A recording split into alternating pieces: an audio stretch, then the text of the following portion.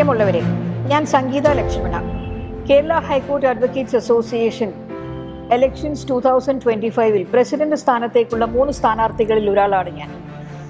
ഈ തെരഞ്ഞെടുപ്പിൽ ഞാൻ മത്സരിക്കാൻ തീരുമാനിച്ചത് നോമിനേഷൻസ് കൊടുക്കുന്നതിൻ്റെ തലേ ദിവസമായ ഈ കഴിഞ്ഞ 5-ാം തീയതി മാത്രമാണ്. മറ്റേ 2 കാൻഡിഡേറ്റ്സ് ഓണം വെക്കേഷൻ കഴിഞ്ഞപ്പോൾ മുതൽ തന്നെ ക്യാമ്പയിനിങ് തുടങ്ങിയിരുന്നു. നമ്മുടെ ഒരു കൺവെൻഷണൽ ഏജ് ഓൾഡ് ക്യാമ്പയിനിങ് രീതി വെച്ച് നോക്കിയാൽ ഞാൻ ക്യാമ്പയിനിങ്ങിൻ്റെ കാര്യത്തിൽ വളരെ ലാഗിങ് വേ ബിഹൈൻഡ്. അതുകൊണ്ടുകൂടിയാണ് ഇങ്ങനെ ഒരു വീഡിയോയിലൂടെ, അത് മാത്രമല്ല പേഴ്സണലി ഞാൻ പലപ്പോഴും കോംപ്രമൈസസിൽ നിൽക്കുന്ന നേരത്ത് പരിചയമില്ലാത്ത ആളുകൾ വന്നിട്ട് വോട്ട് ചോദിക്കുമ്പോൾ എനിക്കത് വളരെ അനോയിങ്ങും ഇറിറ്റേറ്റിങ്ങും ആയിട്ട് തോന്നാറുണ്ട്. അത് എനിക്ക് അങ്ങനെ ഒന്നും ചെയ്യാനോ ഈ വൈകിയ വേളയിൽ താല്പര്യമില്ലാത്തതുകൊണ്ടും സമയമില്ലാതിരുന്നതുകൊണ്ടും കഴിയുന്നത്രയും പേരെ ഞാൻ നേരിട്ട് കാണുകയും വിളിക്കുകയും ഒക്കെ ചെയ്തിട്ടുണ്ട്. അതിൽ എത്താൻ മാത്രമല്ല, നമ്മളിപ്പോൾ കോർട്ട് കോറിഡോറിലോ അല്ലെങ്കിൽ പ്രമൈസസിലോ നിന്നുകൊണ്ട് ഞാൻ നിങ്ങളോട് വന്നിട്ട് വോട്ട് ചോദിക്കുമ്പോൾ എനിക്ക് വോട്ട് തരണം, ഞാൻ ഇന്ന ആളാണ്, ഇന്ന പോസ്റ്റിലേക്ക് വെയിറ്റ് ചെയ്യുന്നു പറഞ്ഞിട്ട് 2 വരിയിൽ ഞാൻ നിങ്ങളോട് വോട്ട് ചോദിക്കുമ്പോൾ എങ്ങനെയാണ് നിങ്ങൾ എന്നെ ജഡ്ജ് ചെയ്യുക? എങ്ങനെയാണ് നിങ്ങളുടെ പ്രസിഡന്റ് സ്ഥാനത്തേക്ക്, അത് കമ്മിറ്റി മെമ്പറൊക്കെ ആണെങ്കിൽ ഓക്കെയാണ്, കുറേയൊക്കെ ഒരു പ്രസിഡന്റ് സ്ഥാനത്തേക്ക് നിങ്ങൾ ഒരാളെ തിരഞ്ഞെടുക്കുമ്പോൾ എങ്ങനെയാണ് നിങ്ങൾ എന്നെ ജഡ്ജ് ചെയ്യുക? എങ്ങനെയാണ് നിങ്ങൾ എന്നെ അനലൈസ് ചെയ്യുക? എങ്ങനെയാണ് നിങ്ങൾ എൻ്റെ കേപ്പബിലിറ്റിയെക്കുറിച്ച് ഒന്ന് സ്പെക്യുലേറ്റ് ചെയ്യുക? അത് ഈ 1 മിനിറ്റ് അല്ലെങ്കിൽ 30 സെക്കൻഡ്സ് കൊണ്ട് പറഞ്ഞു തീർക്കാവുന്ന കാര്യങ്ങളല്ല. ഇപ്പോൾ മീറ്റ് ദ കാൻഡിഡേറ്റ്സ് തന്നെ നമ്മൾ 7000-ഓളം അംഗബലമുള്ള ഒരു വോട്ടേഴ്സ് ലിസ്റ്റിനകത്തുനിന്ന് ഒരു 300 പേരിൽ 200, 300, 400 പേര് മാത്രം പങ്കെടുത്ത ഒരു മീറ്റ് ദി കാൻഡിഡേറ്റ്സ് പരിപാടിയിൽ 3 മിനിറ്റ് മാത്രമാണ് നമുക്ക് സംസാരിക്കാൻ അവസരം ഉണ്ടായിരുന്നത്. അത് തന്നെ എല്ലാവരിലേക്കും എത്തിയിട്ടുണ്ടാവില്ല. അപ്പോൾ കഴിയുന്നത്രയും വോട്ടേഴ്സിൻ്റെ അടുത്തേക്ക് എത്താൻ എനിക്ക് പറയാനുള്ളത് വോട്ടേഴ്സിനെ അറിയിക്കാൻ വേണ്ടി കൂടിയാണ് ഞാൻ ഇങ്ങനെ ഒരു വീഡിയോ, ഈ വീഡിയോ 2 സെഗ്മെൻ്റായിട്ടാണ് ഞാൻ ഇറക്കാൻ ഉദ്ദേശിക്കുന്നത്. നിങ്ങളിലെ വോട്ടർ ആർക്ക് വോട്ട് ചെയ്യണമെന്ന് തീരുമാനിക്കുന്നത് ഒരു സ്ഥാനാർത്ഥി നിങ്ങളെ നേരിൽ കണ്ട് വോട്ട് ചോദിച്ചുവോ, അല്ലെങ്കിൽ എത്ര തവണ നിങ്ങളെ കണ്ട് വോട്ട് ചോദിച്ചു, ഇതൊക്കെയാണ് നിങ്ങളൊരു സ്ഥാനാർത്ഥിയെ തിരഞ്ഞെടുക്കുന്നതിൽ ക്രൈറ്റീരിയ എങ്കിൽ, ഇനി അതല്ല പ്രസിഡന്റ് സ്ഥാനത്തേക്ക് മറ്റേ 2 സ്ഥാനാർത്ഥികളിൽ നിന്ന് ഒരാളെ നിങ്ങൾ മാത്രമേ വോട്ട് ചെയ്യുകയുള്ളൂ എന്നൊരു വാശിയോടെ അഡമൻ്റായി നിങ്ങളൊരു തീരുമാനം ഓൾറെഡി എടുത്ത് കഴിഞ്ഞുവെങ്കിൽ then please stop watching this video. ഇനി അതല്ല, ഒരു 3ാമതൊരു ഓൾട്ടർനേറ്റീവ് കൺസിഡർ ചെയ്യാൻ നിങ്ങൾ തയ്യാറാണെങ്കിൽ, ഒരു മാറ്റം നിങ്ങൾ ആഗ്രഹിക്കുന്നുവെങ്കിൽ മാത്രം വെൽക്കം. എനിക്ക് നിങ്ങളോട് പറയാനുള്ളതൊക്കെയും കൂടി 2 വീഡിയോസിലായിട്ടാണ് ഞാൻ നിങ്ങളിലേക്ക് എത്തിക്കുന്നത്. 2 ഭാഗവും മുഴുവനോടെ കാണാൻ കനിവുണ്ടാവണം. കഴിഞ്ഞ വർഷം, അതായത് 2024 വർഷത്തിൽ നടന്നിട്ടുള്ള ഫുൾ കോർട്ട് റെഫറൻസസിലൊക്കെ അസോസിയേഷൻ പ്രസിഡൻറ്റ് നമ്മുടെ ജഡ്ജസിൻ്റെ ബിഹേവിയറൽ പാറ്റേൺ എങ്ങനെയായിരിക്കണം, ആറ്റിറ്റ്യൂഡ് എങ്ങനെയായിരിക്കണം, അപ്രോച്ച് എങ്ങനെയായിരിക്കണം, അവരുടെ വർക്കിംഗ് പാറ്റേൺ എങ്ങനെയായിരിക്കണം, എന്തിനധികം അവരുടെ ക്വാണ്ടം ഓഫ് വർക്ക് എങ്ങനെ ആയിരിക്കണം എന്നുള്ള കാര്യത്തിൽ വരെ സാരോപദേശങ്ങൾ നടത്തുന്നത് നമ്മൾ കണ്ടു. And so we should presume that part is done. ഇനി നമ്മൾ ചെയ്യേണ്ടത്, ലോയേഴ്സ് എന്ന നിലയിൽ, അഭിഭാഷകരെന്ന നിലയിൽ നമുക്കൊരു ആത്മവിശകലനം നടത്തേണ്ടെന്ന കാലം വളരെ അതിക്രമിച്ചിരിക്കുന്നു. ഒരു ഇൻട്രോസ്പെക്ഷനുള്ള സമയമാണ് ഇപ്പോഴെങ്കിലും നമ്മളത് ചെയ്യേണ്ടതുണ്ട്. ഏതേത് മൂല്യങ്ങളാണ് നമ്മൾ ചേർത്ത് പിടിക്കേണ്ടത്, മുറുക്കി പിടിക്കേണ്ടത്, ഏതേത് ഏജ് ഓൾഡ് പ്രാക്ടീസസ് ആണ് നമ്മൾ ഡെമോളിഷ് ചെയ്യേണ്ടത്, റീകൺസ്ട്രക്ട് ചെയ്യേണ്ടത് എന്നൊക്കെ നമ്മൾ പരിഗണിക്കേണ്ടുന്ന സമയമാണിത്. 7000-ലധികം വരുന്ന അംഗബലമുള്ള ഒരു സംഘടന തിരഞ്ഞെടുക്കുന്നത് 12 പേരെയാണ് എക്സിക്യൂട്ടീവ് കമ്മിറ്റിയിലേക്ക്. എക്സിക്യൂട്ടീവ് കമ്മിറ്റിയിലേക്ക് തിരഞ്ഞെടുത്തു കഴിഞ്ഞാൽ അതിന് സൈമൾട്ടേനിയസ് ആയിട്ട്, കൺകറൻ്റായിട്ട് അവരിൽ വന്നു ഭവിക്കുന്ന ഒരു അവകാശം, ഒരു അധികാരമാണ്, അല്ലെങ്കിൽ ഒരു സ്വാതന്ത്ര്യം ആണ് നമ്മുടെ ജഡ്ജസിൻ്റെ ചേംബറിലേക്കുള്ള ആക്സസിബിലിറ്റി എന്നത്. ഈ കാലങ്ങളിലെല്ലാം നമ്മൾ കണ്ടുപോന്നിട്ടുള്ള ഒരു രീതിയാണത്. എക്സിക്യൂട്ടീവ് കമ്മിറ്റി മെമ്പർ എന്നാൽ ജഡ്ജസിൻ്റെ ചേംബറിലേക്ക് പോകാം, വേണ്ടി വന്നാൽ അവരുടെ ഒഫീഷ്യൽ ബംഗ്ലാവിലേക്ക് പോകാം, റെസിഡൻസിലേക്ക് എത്താം. ഈ അവസരത്തിൽ collegium system of appointment of judges എന്നതിനെക്കുറിച്ച് ഒന്ന് പറഞ്ഞു പോകേണ്ടതുണ്ട്. ഒരു ഹൈക്കോർട്ട് ബാറിൽ നിന്ന് എലിവേഷൻ നേടി ജഡ്ജസ് അപ്പോയിൻമെൻറ്റ് നേടുന്നവരെ ഹോം സ്റ്റേറ്റിൽ നിന്ന് 5 വർഷം, ഇനി അതുമല്ലെങ്കിൽ ഏറ്റവും കുറഞ്ഞതൊരു 3 വർഷം ഹോം സ്റ്റേറ്റിൽ നിന്ന് അവരെ മാറ്റി നിർത്തുന്ന, മറ്റേതെങ്കിലും ഹൈക്കോടതിയിലേക്ക് അപ്പോയിൻമെൻറ്റ് കൊടുക്കുന്ന രീതിയിലുള്ള ഒരു നിയമ ഭേദഗതി വന്നാൽ തന്നെ ആവശ്യം വേണ്ടുന്ന ക്ലെൻസിങ് നീതിന്യായ വ്യവസ്ഥയിൽ ഉണ്ടാകും എന്നാണ് ഞാൻ കരുതുന്നത്. നമുക്കറിയാം, judges are also human beings. അവർക്കിടയിലും ഈഗോ ക്ലാഷസ് ഉണ്ട്, പെറ്റി ടിപ്സ് ഉണ്ട്, സീരിയസ് കോൾഡ് വാർസ് ഉണ്ട്. Of all that we know, there are judges who are not on talking terms with each other. ഇതിനിടയിൽ എക്സിക്യൂട്ടീവ് കമ്മിറ്റി മെമ്പേഴ്സിനെ ചേംബറിലേക്ക് വിളിച്ചു വരുത്തുന്ന judges ഉണ്ട്. കൊളീജിയത്തിൽ ഉൾപ്പെട്ട ജഡ്ജിമാരുമായിട്ട് ഒരു റാപ്പോ ഉണ്ടാക്കിയെടുക്കുക. ഇനി അതല്ല, ഈ കൊളീജിയം കഴിഞ്ഞാൽ ഉടനെ അടുത്ത് വരാനിരിക്കുന്ന 2-3 അടുത്ത എൻ്റെ റോസ്റ്ററിൽ വരുന്ന 2-3 ജഡ്ജിമാർ അവരുമായിട്ടൊരു റാപ്പ് ഉണ്ടാക്കിയെടുക്കുക എന്ന ഉദ്ദേശ ലക്ഷ്യത്തോടെ എക്സിക്യൂട്ടീവ് കമ്മിറ്റി തെരഞ്ഞെടുപ്പിൽ മത്സരിക്കുന്ന സ്ഥാനാർത്ഥികളുണ്ട്, അഭിഭാഷകരുണ്ട്. 7000-ഓളം വരുന്ന അംഗബലമുള്ള സംഘടനയിൽ 12 പേർക്ക് മാത്രം കിട്ടുന്ന സൗഭാഗ്യമാണത്. ജഡ്ജസിൻ്റെ ചേംബറിലേക്ക് accessibility. And this is how it works. And this is how it has worked all these years. Kerala high court advocates association president സ്ഥാനത്തേക്ക് എത്തിപ്പെടാൻ എനിക്ക് സാധിച്ചാൽ ഞാൻ എൻ്റെ ആദ്യത്തെ ടാസ്ക് എന്ന് പറയുന്നത് rule 14 of the Kerala high court advocates association rules and regulations എന്ന അധികാരം ഉപയോഗിച്ചുകൊണ്ട് ഈ age old practice of executive committee members and judges എന്ന നെക്സസ് ഡീലിംഗ് ചെയ്യുക, ഡിസ്കണക്ട് ചെയ്യുക എന്നുള്ളതാവും. നാമ്പും നുണയും മേഷണിയും പരദൂഷണവും ജഡ്ജസിനെ പറഞ്ഞു കേൾപ്പിക്കാൻ എക്സിക്യൂട്ടീവ് കമ്മിറ്റി മെമ്പർ എന്ന പദവി ദുരുപയോഗം ചെയ്തുകൊണ്ട് ഒരു എക്സിക്യൂട്ടീവ് കമ്മിറ്റി മെമ്പറും ഒരു ചേംബറും സന്ദർശിക്കില്ല. High court advocates association executive committee എന്ന നിലയിൽ ജഡ്ജസുമായിട്ടൊരു 1-to-1 ഇൻ്ററാക്ഷൻ്റെ ആവശ്യം തന്നെയില്ല. There is no requirement at all. നമുക്ക് അസോസിയേഷൻ മെമ്പേഴ്സിൻ്റെ ആവശ്യങ്ങൾക്കായി നമുക്ക് ഇൻ്ററാക്ട് ചെയ്യേണ്ടി വരിക അല്ലെങ്കിൽ അപ്രോച്ച് ചെയ്യേണ്ടി വരിക ചീഫ് ജസ്റ്റിസിൻ്റെ അടുത്ത് മാത്രമാണ്. രജിസ്ട്രാർ മുഖേനയാണ് നമുക്ക് ചീഫ് ജസ്റ്റിസുമായിട്ട് ഇൻ്ററാക്ട് ചെയ്യാവുന്നത്. രജിസ്ട്രാർ മുഖേനയാണ് നമ്മൾ ചീഫ് ജസ്റ്റിസുമായി ഇൻ്ററാക്ട് ചെയ്യേണ്ടത്. ഇനി chief justice as the administrative head of the high court നമുക്ക് നേരിട്ട് കണ്ട് തന്നെ ഇൻ്ററാക്ട് ചെയ്യേണ്ടതുണ്ട്. അസോസിയേഷൻ്റെ ആവശ്യത്തിനായി നേരിട്ട് തന്നെ ഇൻ്ററാക്ട് ചെയ്യേണ്ടതുണ്ട് എന്നുണ്ടെങ്കിൽ the president along with the 2 vice presidents and the secretary, the 4 of us will go and meet the chief justice. അതല്ലാതെ പ്രസിഡന്റ് ഒറ്റയ്ക്കോ മറ്റേതെങ്കിലും ഭാരവാഹി ഒറ്റയ്ക്കോ ഒരു ജഡ്ജിനെയും ചീഫ് ജസ്റ്റിസിൻ്റെ എന്നല്ല ഒരു ജഡ്ജിൻ്റെയും ചേംബർ വിസിറ്റ് ചെയ്യില്ല, അവിടെ കയറി ഇറങ്ങില്ല. നമ്മുടെ ഇടയിൽ നിന്ന് എലിവേഷൻ നേടിപ്പോയ ജഡ്ജസിനെ സെമിനാർസ്, ഡിബേറ്റ്സ്, മീറ്റിംഗ്സ്, പിന്നെ കഫറ്റീരിയ ഉദ്ഘാടനം ഇതുപോലുള്ള കലാപരിപാടികൾക്ക് വിളിച്ചു കൊണ്ടുവരുന്ന ഈ ഒരു കൺവെൻഷൻ ഉണ്ടല്ലോ, ആ രീതി അതും സെലക്റ്റീവ്ലിയാണ്. എന്നാൽ എല്ലാവരെയും എല്ലാ ജഡ്ജസിനെയും ഒരു ടേൺ അനുസരിച്ച് വിളിക്കുക എന്ന് പറയുന്ന രീതിയും ഇല്ല. ഒരു 4-5 പേര് അവർ തന്നെയാണ് റിപ്പീറ്റഡ് ആയിട്ട് പിന്നെയും വിളിക്കുകയും ഇൻവൈറ്റ് ചെയ്യുകയും കൊണ്ടുവരികയും ചെയ്യുന്നത്. ഞാൻ തൽക്കാലം ഒരു വർഷത്തേക്ക് ഞാൻ ഈ പരിപാടി അങ്ങ് പോസ്റ്റ് ചെയ്ത് പിടിക്കും. ഈ പറയുന്ന സെമിനാർസ്, ടോക്സ്, ഡിബേറ്റ്സ്, ക്ലാസ്സസ് അല്ലെങ്കിൽ കണ്ടിന്യൂയിങ് ലീഗൽ എഡ്യൂക്കേഷൻ ക്ലാസ്സസ് എന്ന് പറയുന്നതിൽ will make use of the expertise of the senior lawyers. അസോസിയേഷൻ്റെ പരിപാടികളിൽ സിറ്റിംഗ് ജഡ്ജസിനെ ഇൻവൈറ്റ് ചെയ്ത് കൊണ്ടുവരുന്ന രീതി ഡിസൈൻ ഞാൻ അങ്ങ് പോസ് ചെയ്ത് പിടിക്കും. I will bring in former judges to share their experiences with us. പിന്നെ ന്യൂജൻ കുട്ടികളുടെ ഇടയിലുള്ള ആർട്ടിക്കുലേറ്റ് ആയിട്ട് സ്മാർട്ടായിട്ട് വന്ന് അവരുടെ കരിയർ ആസ്പിറേഷൻസ്, ആംഗ്വിഷസ് ഷെയർ ചെയ്യാൻ കേപ്പബിൾ ആയിട്ടുള്ള കുട്ടികളോട് വന്ന് നമ്മളോട് സംവദിക്കാനായിട്ടുള്ള അവസരങ്ങൾ ഉണ്ടാക്കി കൊടുക്കും. Will see how this works.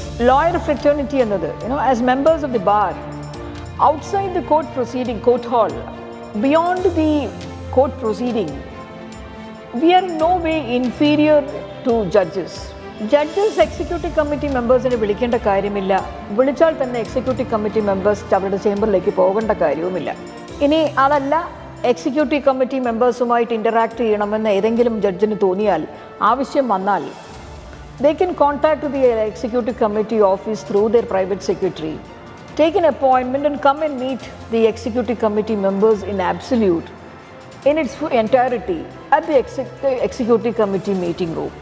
ഇനി അതല്ല, ഇങ്ങോട്ടോ അങ്ങോട്ടോ ഇൻ്ററാക്ട് ചെയ്യേണ്ട ആവശ്യം വന്നാൽ നമുക്ക് we can always go on Zoom, Google Meet or അത്തരം പ്ലാറ്റ്ഫോമിലൂടെ നമ്മൾ എക്സിക്യൂട്ടീവ് കമ്മിറ്റി മെമ്പേഴ്സ് എല്ലാവരും ഇരിക്കുന്ന റൂമിലേക്ക് ജഡ്ജ് വിളിക്കട്ടെ, എല്ലാവരും കേൾക്കട്ടെ. അങ്ങോട്ട് പറയാനുള്ളത് പ്രസിഡൻറ്റോ സെക്രട്ടറിയോ അല്ലെങ്കിൽ 2 പേരുമോ അങ്ങോട്ട് പറയും. എല്ലാവരും കളക്റ്റീവായിട്ടിരുന്ന് കേൾക്കട്ടെ. എന്തിനാണ് ഈ ഓരോരുത്തരായിട്ട് പോയിട്ട് അല്ലെങ്കിൽ ഒറ്റയ്ക്കും തെറ്റയ്ക്കും പോയിട്ട് ജഡ്ജസിനെ ചേംബറിൽ കാണുന്നത്? That practice will be done away with. If not done away with, I will keep this process post for the next 1 year. Executive committee president മുതൽ എക്സിക്യൂട്ടീവ് കമ്മിറ്റി മെമ്പേഴ്സ് എന്ന് ലിസ്റ്റ് ചെയ്തിരിക്കുന്നതിൽ ഏറ്റവും അവസാനത്തെ അംഗം വരെ എല്ലാവരും കൂടി ചേർന്നൊരു കളക്റ്റീവായിട്ടുള്ള ആക്സസിബിലിറ്റി മതിയാവും. ഒരു ട്രാൻസ്പെറൻസി ഇരിക്കട്ടെ. ആ ട്രാൻസ്പെറൻസി വേണ്ടതാണ്. ഇവിടെ നമുക്കറിയാം, സുപ്രീം കോടതിയുടെ ഭരണഘടനാ ബെഞ്ച് ലണ്ടനിൽ ഇരുന്നുകൊണ്ട് ഹാരിസ് സാൽവെ ഓൺലൈനിൽ അപ്പിയർ ചെയ്യാൻ കാത്തു നിൽക്കുന്ന ഒരു കാലഘട്ടത്തിലേക്ക് നമ്മൾ അഭിഭാഷകർ എത്തിയിരിക്കുകയാണ്. ഒരു ലോയർക്ക് എത്തിപ്പെടാൻ കഴിയുന്ന ഒരു ലെവലെന്ന് പറയുന്നത് അവിടേക്ക് എത്തി നിൽക്കുകയാണ്. അപ്പോഴാണ് ഇവിടെ നമ്മൾ ജഡ്ജസിൻ്റെ ചേംബർ കയറി ഇറങ്ങി നമ്മളിപ്പോഴും അവിടെ തന്നെ നിൽക്കുകയാണെന്നാണ് അതിൻ്റെ അർത്ഥം. 2025 Kerala high court advocates association executive committee president ഞാനാണെങ്കിൽ ഒരു ജഡ്ജിൻ്റെയും ചേംബറിൽ ഞാൻ കയറില്ല, ഒരു ജഡ്ജിനെയും ചേംബറിൽ ഞാൻ സന്ദർശിക്കില്ല. ടെലിഫോണിലൂടെ പോലും ഞാൻ ആക്സസ് ചെയ്യില്ല, ഞാൻ ആക്സസ് കൊടുക്കുകയുമില്ല. മറ്റ് എക്സിക്യൂട്ടീവ് കമ്മിറ്റി അംഗങ്ങൾ ആരും തന്നെ ജഡ്ജസിനെ ചേംബറിൽ സന്ദർശിക്കാൻ പാടില്ല എന്ന ഞാൻ വയ്ക്കുന്ന നിബന്ധന ഏതെങ്കിലും കമ്മിറ്റി അംഗം വയലേറ്റ് ചെയ്താൽ I will place the matter before the general body. നിങ്ങൾക്ക് തീരുമാനിക്കാം, ഈ പറയുന്ന നിങ്ങൾ തിരഞ്ഞെടുക്കുന്ന 12 അംഗ എക്സിക്യൂട്ടീവ് കമ്മിറ്റി മെമ്പേഴ്സ് ഈ this practice of visiting the judges in there chambers, being invited to the chambers of the judges and visiting the judges in their chambers, this convention has to be continued or not. അത് ഞാൻ conduct ചെയ്യുന്ന general body meeting എന്ന് പറയുന്നത് 7000-ഓളം അംഗബലമുള്ള ഒരു സംഘടനയിൽ 300 പേർക്ക് 500 പേർക്ക് തികച്ച് ഇരിക്കാൻ പറ്റാത്തൊരു ഹാളിനകത്ത് വേണ്ടപ്പെട്ട ആളുകളെ മാത്രം വിളിച്ചിരുത്തി കൂട്ടുന്ന ജനറൽ ബോഡി മീറ്റിംഗ് ആവില്ല. We will go digital, zoom അല്ലെങ്കിൽ അത്തരം പ്ലാറ്റ്ഫോംസ് ഉപയോഗിച്ചുകൊണ്ടായിരിക്കും ഞാൻ ജനറൽ ബോഡി മീറ്റിംഗ് വിളിച്ചു കൂട്ടുന്നത്. അത് ഓൺ പേയ്മെൻറ്റ് ഇപ്പോൾ നമുക്ക് കൂടുതൽ അംഗങ്ങളെ ഉൾപ്പെടുത്താൻ പറ്റുമെങ്കിൽ അത്തരം ഒരു ജനറൽ ബോഡി മീറ്റിംഗിൽ ഞാനിത് പ്ലേസ് ചെയ്തുകൊണ്ട് you tell me whether this practice should continue or not. Until then I will keep this practice post for the next 1 year if elected as the president of your association. ഇൻറ്റേർണലായി നമുക്ക് sort out ചെയ്യാനുള്ള ഒരുപാട് വിഷയങ്ങളുണ്ട്. ഇതൊക്കെയാണെങ്കിലും equal or more ഇമ്പോർട്ടൻസോട് കൂടി നമുക്കിത് deal ചെയ്യേണ്ട അല്ലെങ്കിൽ sort out ചെയ്യേണ്ട ഒരു പ്രധാനപ്പെട്ട വിഷയമെന്ന് പറയുന്നത് നമ്മൾ ഈ മീഡിയ ട്രയലിലും ഇൻവെസ്റ്റിഗേറ്റീവ് ജേർണലിസത്തിലുമൊക്കെ അഭിഭാഷകർ ഭാഗമാവുന്ന നമ്മൾ കഴിഞ്ഞ 2 പതിറ്റാണ്ടായി നമ്മൾ കണ്ടുകൊണ്ടിരിക്കുന്നതാണ്. ഉദാഹരണമായിട്ട് ഒരു FIR രജിസ്റ്റർ ചെയ്യപ്പെട്ടു എന്ന് കരുതുക. ആ കേസിൽ നമ്മുടെ മുഖ്യധാര വാർത്താ മാധ്യമങ്ങൾക്ക് ദുഷ്ടലാക്കോടെയുള്ള ഉദ്ദേശ ലക്ഷ്യങ്ങളുണ്ടെന്നും കരുതുക. അന്ന് മുതൽ പ്രൈം ടൈം TV ഡിബേറ്റ്സ് ആരംഭിക്കുകയാണ്. ഇനി മറ്റൊരു ഉദാഹരണം പറയാം. ഹൈക്കോടതിയിൽ ഒരു ഹർജി സമർപ്പിക്കപ്പെട്ടു എന്ന് കരുതുക. ഇന്ന് ഫയൽ ചെയ്തിട്ടേ ഉള്ളൂ, നമ്പർ ചെയ്തിട്ടേ ഉള്ളൂ, ജഡ്ജിൻ്റെ ഡാഷ്ബോർഡിലേക്ക് അത് എത്തിയിട്ടില്ല, ജഡ്ജ് അത് കണ്ടിട്ടില്ല, നാളെ അത് അഡ്മിഷൻ ലിസ്റ്റിൽ പരിഗണിക്കാനിരിക്കുന്നതേ ഉള്ളൂ. ഇന്ന് പ്രൈം ടൈം TV ചർച്ചകൾ ആ ഹർജിയെക്കുറിച്ചാണ്, ആ ഹർജിയിലെ ഉള്ളടക്കത്തെക്കുറിച്ചാണ്. ജഡ്ജ് അത് കണ്ടിട്ടില്ല, പരിഗണിച്ചിട്ടില്ല. ഇതിൻ്റെ സ്ക്രീൻഷോട്ട്സ് ഉൾപ്പെടെ ചർച്ച നടക്കുകയാണ്. ഇതിൽ അഭിഭാഷകർ പങ്കെടുക്കുകയും ചെയ്യുന്നു. ആ കേസിൽ 2 വിഭാഗത്തിലായി 2 ഭാഗത്തായി അഭിഭാഷകരുണ്ട്. ഈ അഭിഭാഷകർക്കൊക്കെ റൈറ്റ് ടു പ്രാക്ടീസ് ഉണ്ട്, റൈറ്റ് ടു ഓക്യുപ്പേഷൻ ഉണ്ട്, റൈറ്റ് ടു ലൈവ്ലിഹുഡ് ഉണ്ട്. ഇങ്ങനെ ഒട്ടനവധിയായിട്ടുള്ള അവകാശങ്ങളും അവരൊരു തൊഴിലിൻ്റെ ഭാഗമായി അത് ചെയ്തുകൊണ്ടിരിക്കുക. അപ്പിയറിംഗ് കൗൺസിൽ കേസിലെ അപ്പിയറിംഗ് കൗൺസിലിൻ്റെ കോമ്പിറ്റൻസ് ക്രെഡിബിലിറ്റിയൊക്കെ സാബോട്ടാജ് ചെയ്തുകൊണ്ട്, ഹൈജാക്ക് ചെയ്തുകൊണ്ട്, ബെലിറ്റിൽ ചെയ്തുകൊണ്ട് വേറെ 2 വിഭാഗം അഭിഭാഷകർ അവതരിക്കുകയാണ്. Those who masquerade as legal experts but with concrete political affiliations. Already set ചെയ്ത് വെച്ചിരിക്കുന്ന അജണ്ടയോടുകൂടി നടത്തപ്പെടുന്ന TV ഡിബേറ്റ്സിൽ ഇവർ കൂടി എരുതിയിൽ എണ്ണ ഒഴിച്ചു കൊടുക്കുകയാണ്. നമ്മുടെ അഭിഭാഷകരെന്ന നിലയിൽ ഈ ഫ്രറ്റേണിറ്റിയിൽ നിൽക്കുമ്പോൾ നമ്മുടെ സഹപ്രവർത്തകരോട് നമ്മൾ പാലിച്ചു പോകേണ്ടുന്ന ചില കാര്യങ്ങളുണ്ട്. കേസിൽ ഉൾപ്പെട്ട കക്ഷികൾക്ക് അത് പ്രതിഭാഗമായാലും വാദിഭാഗമായാലും അവർക്കുള്ള അവകാശങ്ങളുണ്ട്. ഇതിനെല്ലാം ഹനിക്കുന്ന രീതിയിൽ മാധ്യമ ചർച്ചകൾ, TV ഡിബേറ്റ്സ് നടക്കുകയാണ്. അതിൽ അറിഞ്ഞുകൊണ്ട് തന്നെ കോൺഷ്യസ് ആയിട്ട്, ഇൻറ്റൻഷണലായിട്ട് അഭിഭാഷകർ പങ്കെടുക്കുകയും ചെയ്യും. ഇതിനെ നമുക്ക് അഡ്രസ്സ് ചെയ്യേണ്ട കാലം എന്നോ അതിക്രമിച്ചിരിക്കുന്നു. The worst of it is happening now, where we find the former Director General of Prosecutions, a former High Court judge, even Bar Council member, all participating, displaying their or manifesting their political affiliations in the guise of giving legal expertise.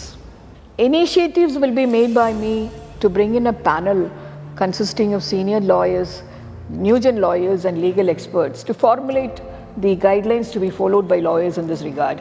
Recommendations will be drafted and presented before the authorities concerned. നിങ്ങൾക്കറിയാം, high court എന്ന institution നിലനിന്ന് പോകുന്നത് 5 അവിഭാജ്യ ഘടകങ്ങളിലൂടെയാണ്. There are 5 inevitable branches in the High Court.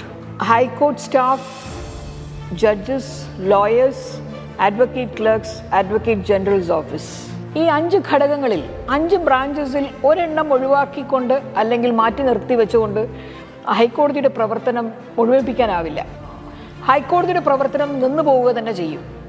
അതുകൊണ്ട് തന്നെ high court bar association, advocates association executive കമ്മിറ്റിയുടെ ഉത്തരവാദിത്വവും ബാധ്യതയും ചുമതലയുമാണ് ഈ 5 ഘടകങ്ങളും ഒരുമിച്ച് പ്രവർത്തിക്കുന്നതിൻ്റെ ഭാഗമായി അസോസിയേഷൻ നിർവഹിക്കേണ്ടുന്ന പങ്ക് പ്രാബല്യത്തിൽ അല്ലെങ്കിൽ ഇംപ്ലിമെൻറ്റ് ചെയ്ത് എക്സിക്യൂട്ട് ചെയ്തെടുക്കുന്നതിൻ്റെ ചുമതലയും ഉത്തരവാദിത്വവും എക്സിക്യൂട്ടീവ് കമ്മിറ്റിയുടേതാണ്. എക്സിക്യൂട്ടീവ് കമ്മിറ്റി പ്രസിഡന്റ് എന്ന നിലയ്ക്ക് എൻ്റെ പൂർവ്വ വൈരാഗ്യവും മുൻ വൈരാഗ്യവും പിന്നീട് ഞാൻ ഉണ്ടാക്കിയെടുത്ത വൈരാഗ്യങ്ങളും കണക്ക് തീർക്കാൻ വേണ്ടി അഡ്വക്കേറ്റ് ജനറൽ ഓഫീസിനെ ആക്രമിക്കുക, അവരെ അധിക്ഷേപിക്കുക എന്നൊക്കെയുള്ള കലാപരിപാടികളിൽ അസോസിയേഷൻ പ്രസിഡന്റ് ഏർപ്പെടുന്നത് കഴിഞ്ഞ 2024 വർഷം നമ്മൾ കണ്ടതാണ്. ഞാൻ ഈ പറഞ്ഞ 5 ഘടകങ്ങളും ഒരുമിച്ച് ഒറ്റക്കെട്ടായി നിന്നുകൊണ്ട് പ്രവർത്തിക്കേണ്ടുന്നതിൻ്റെ ഭാഗമായി അസോസിയേഷൻ വഹിക്കേണ്ടുന്ന പങ്ക് സുതാര്യമായി, ദുഷ്ടലാക്കില്ലാതെ, ഉദ്ദേശശുദ്ധിയോടുകൂടി ഇഫക്റ്റീവായി, കേപ്പബിളായി നിർവഹിക്കാൻ വേണ്ടുന്ന എല്ലാ നേതൃത്വവും മേൽനോട്ടവും എൻ്റെ ഭാഗത്തു നിന്നുണ്ടാവും. ഈ വീഡിയോ സെഗ്മെൻ്റ് അവസാനിപ്പിക്കുന്നതിന് മുൻപേ ഒരു കാര്യം പറഞ്ഞുകൊള്ളട്ടെ. അതായത് 68 വർഷത്തെ പാരമ്പര്യമുള്ള ഒരു സംഘടനയാണ് നമ്മുടേത്. First lady judge of the supreme court of India, honourable justice Fathima Beevi, first lady chief justice of the high court of Kerala, honourable justice KK Usha, ഇവർ രണ്ടുപേരും നമ്മുടെ സംഘടനയുടെ കോൺട്രിബ്യൂഷൻസാണ്. ഇതൊക്കെയാണെങ്കിലും 7ാമത്തെ പതിറ്റാണ്ടിലേക്ക് നമ്മൾ കാലെടുത്ത് വയ്ക്കുമ്പോൾ ഈ സംഘടനയ്ക്കൊരു വനിതാ പ്രസിഡന്റ് ഉണ്ടായിരുന്നില്ല, ഇതുവരെ ഉണ്ടായില്ല എന്നത് ഒരു ന്യൂനത തന്നെയാണ്. ആദ്യത്തെ വനിതാ പ്രസിഡന്റിനെ തിരഞ്ഞെടുക്കാനുള്ള അവസരം കൂടിയാണിത്. ഈ ഓർമ്മപ്പെടുത്തലോടുകൂടി ഞാൻ ഈ സെഗ്മെൻറ്റ് അവസാനിപ്പിക്കുകയാണ്. Kerala high court advocates association president സ്ഥാനത്തേക്ക് 1ാം നമ്പർ സ്ഥാനാർത്ഥി സംഗീത ലക്ഷ്മണ. Thank you.